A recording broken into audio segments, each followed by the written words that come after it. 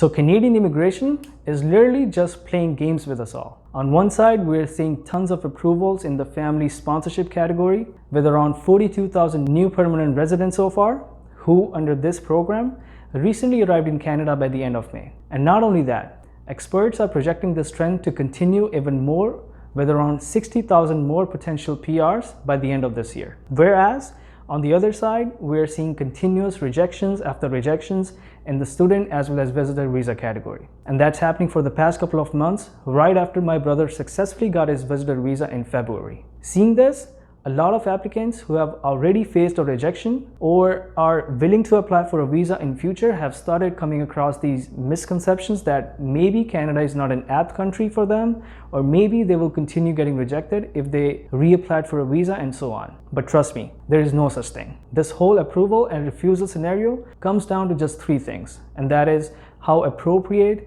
true, and to the point your application and your profile is. You see, it doesn't matter whether you are applying yourself or through a consultant. Your decision solely depends on your file, and there is no such thing like IRCC officials are constantly keeping an eye on you and waiting for you to reapply so they can simply refuse you again. They don't have any sort of grudge or hard feelings against you in any way. They just want that perfectly presented file with all true and correct information that they can easily interpret, which ultimately leads to an approval.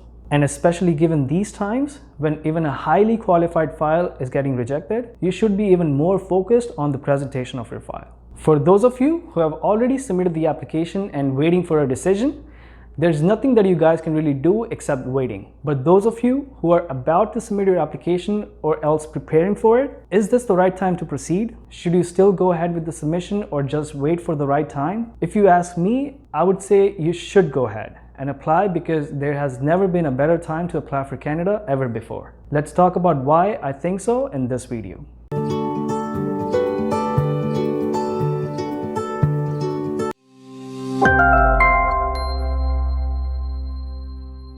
So the first thing to base our decision on is the current Canadian immigration target as proposed by the Immigration Minister of Canada.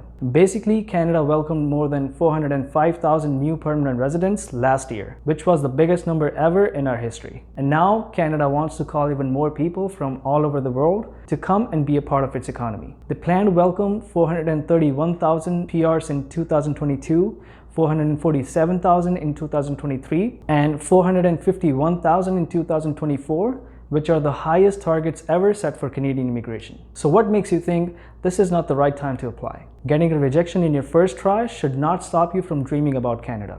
Just make your application even stronger the next time, and automatically everything else will simply go with the flow.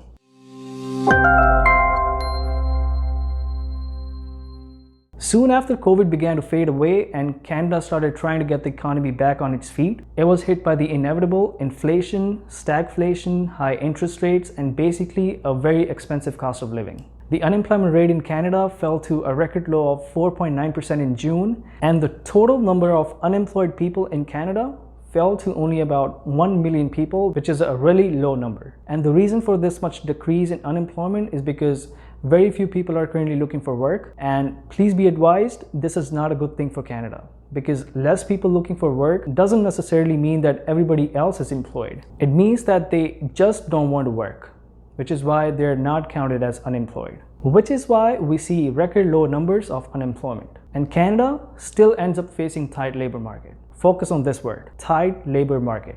This is another main reason why Canada has no other option but to rely on immigration to meet its labor demand and bring its economy back up. And this is why I say today is the best time to apply for immigration.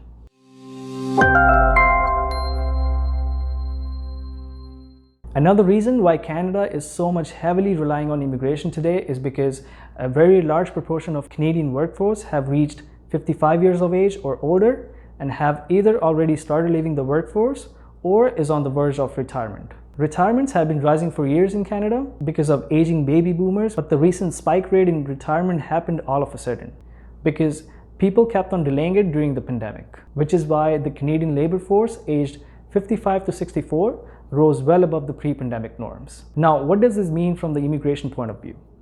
It is that low working population automatically puts even more stress on IRCC to call more and more immigrants in the country, because the industries that have been worst affected by this transition are the restaurants, airlines, schools, and nursing homes. Job vacancies, especially in the healthcare sector, have been hit the hardest, which is up 20% from the month of May last year. People are simply quitting their current jobs because they're either getting a better offer somewhere else, or they are simply fed up of the stressful work environments with prolonged work hours. This is why I say that the current scenario is definitely a golden opportunity for everyone looking forward to making Canada their dream destination, because they are in need of you guys.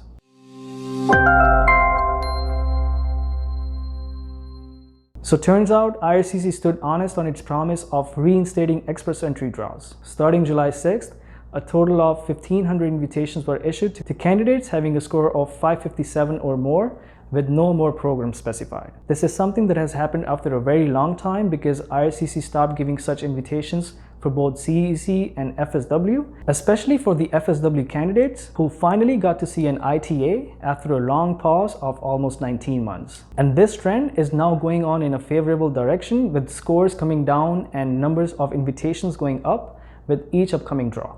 Now, what this all means for you guys? It is that you just need to be prepared for the next draw. Keep your foreign education verified through WES, take a language proficiency test as early as possible, get all the work-related documents ready, and create an express entry profile. You never know, you might get an ITA in the next draw.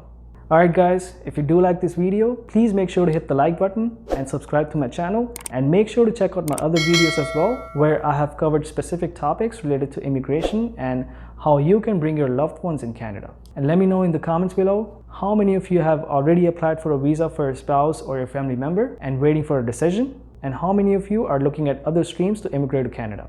I wish you best of luck in your application, and I'll see you again with another interesting topic on Canadian Desi.